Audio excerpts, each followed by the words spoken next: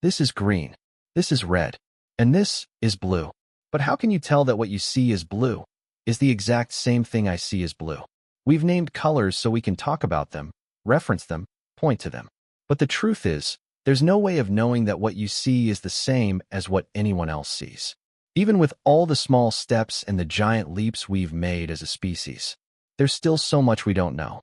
About life, about Earth, about the human condition. There's still everything.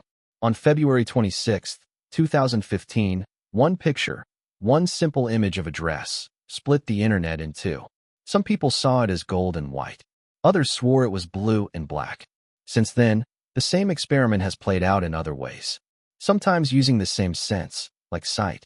Other times, like in the Yanni or Laurel debate, using hearing. These strange little phenomena remind us. We don't know if we truly sense the same things. What I call red might be what you call blue. And somewhere out there, maybe someone sees humans with purple teeth, but just calls them white. Earth is mostly water. 71% of its surface is ocean. Our bodies are made up of about 60% water. Potatoes? 80. Watermelons? 93. Cucumbers? 95.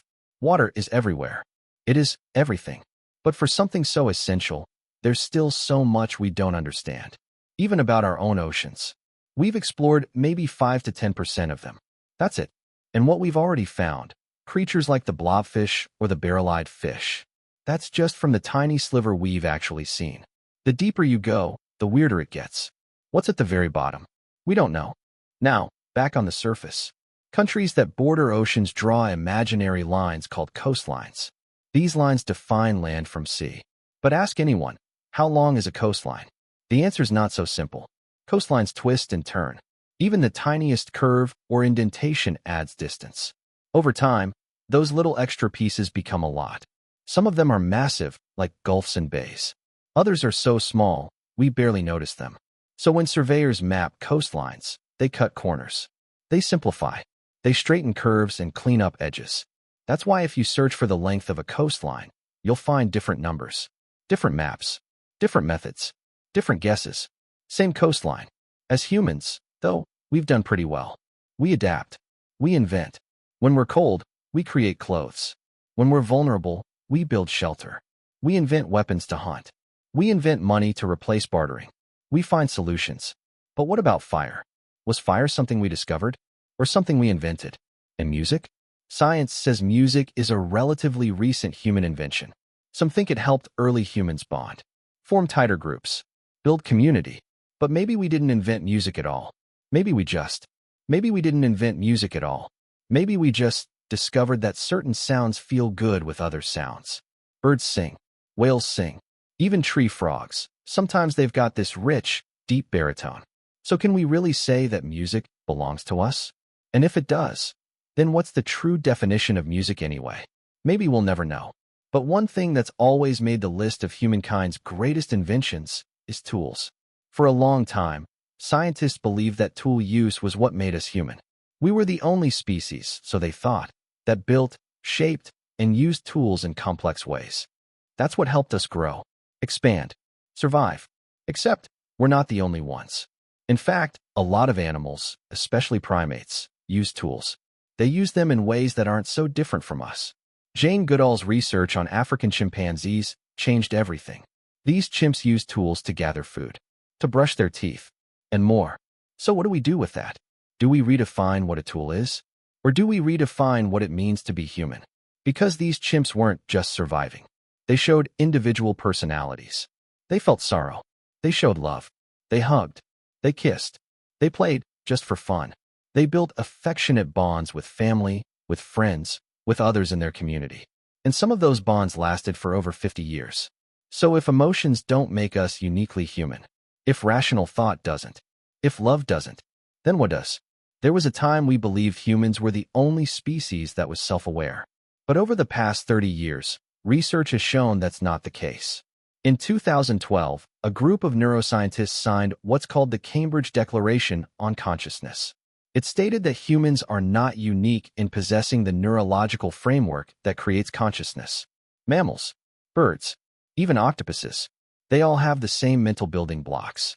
So if consciousness doesn't make us human, If sentience, awareness, the ability to feel and experience, if even those don't separate us, then what does? Truth is, we don't know. We just know that one day, we weren't. Today we are, and one day we'll be gone. We don't know where we were before birth. We don't know what comes after death. When someone dies and comes back, we call it a near-death experience, because we treat death as an ending. But what if it's not? What if one of humanity's oldest, most spiritual beliefs was actually true? And even the earth itself, it doesn't always make sense. There are things here that we still can't explain. Like Stonehenge. Who built it? Why was it built? A quick search will give you all kinds of answers. Druids, burial grounds, ancient rituals. Some say prehistoric humans did it. Others say they couldn't have done it alone. But in truth, we don't know. Same goes for the pyramids. Some people believe the gods of Egypt made them. Others are sure it was purely human effort. But again, we don't know. Then there's the mind. The human mind is everything. Every invention, every theory, every discovery started there first. We think it before we build it. But maybe we still don't understand how powerful the mind really is. The placebo effect is a glimpse. I did a whole video on it once. But to put it simply, doctors give a patient what looks like treatment. But it's not. And yet, the body heals. Not because of the medicine, but because the mind believes it's being treated. And that belief is enough. In studies on social and affective neuroscience, scientists found that even something like self-affirmation, just telling yourself good things, can literally help restore your self-worth, your confidence, your sense of identity. Your mind hears it, believes it, and convinces your brain and your body that it's real. And these are just the things we know the mind can do. Imagine all the things it can do that we haven't figured out yet. Same goes for animals. We know dogs are sweet. Cats have attitudes. And the lion? Apparently, it's the king of the jungle. Even though it doesn't live in a jungle at all. Not everything makes sense. And maybe we don't know nearly as much as we think we do. Going to space is one of humanity's greatest achievements. But more than anything, space has shown us just how small we really are. There are at least 2,500 other solar systems we've already discovered. But that number? It could go up to tens of billions. And that's just within our galaxy, the Milky Way.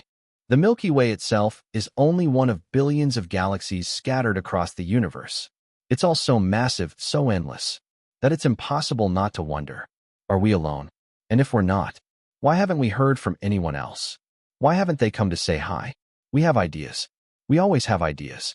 But just like always, we don't really know. We can't prove most of it. There's this one question. It's so simple, and yet so foundational. What is the universe made of? And why is there anything in it at all? We know that all matter is made of atoms.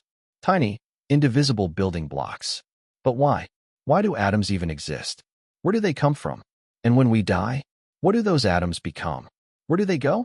What do they become a part of next? By now, you've listened to me speak for 7, maybe 8 minutes. And in that time, one thing hasn't stopped.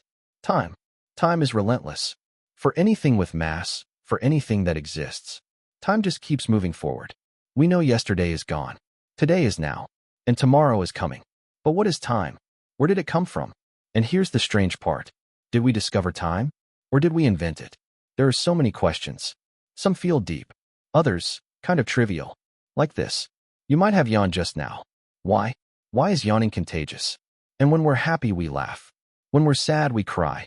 But why? For years, people thought laughter was just a way to show others that we're enjoying ourselves. A tool for bonding. For survival.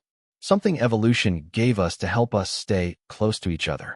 But that theory falls apart when you realize we're not the only animals who laugh. Dolphins laugh. Rats laugh. So why do we laugh at all? And crying. Crying might actually be good for us. It activates our parasympathetic nervous system, which helps bring our bodies back to a stable, normal state. In other words, crying helps us heal. Why does it feel like crying is something negative? Something we associate with pain? We usually cry after something bad happens, not during it. Is it some kind of mental process to help us understand and handle emotional pain? Maybe. But then again, we cry when we're happy too. So scratch that. I don't know. Then there's handedness. Why are some people right-handed? Why are a few left-handed? Why isn't everyone ambidextrous? Wouldn't that just make more sense? We have theories. We always have theories. But proving them as facts? That's a whole different game. In science, theories evolve. They get replaced. Sometimes they're proven wrong. We used to think Earth was the center of the universe. Then we realized it wasn't. But not everyone accepted that. In fact, as recently as World War II, some German researchers were working under the belief that the Earth was hollow. So yeah, it's entirely possible that most of what we currently believe about the world is wrong. Honestly, it probably is. We just don't know everything. And that's okay. All we can do is keep asking questions. Keep learning. Keep searching for the truth. One mystery at a time. One stone at a time. Until maybe one day, we answer the most important question of all. What does existence really mean?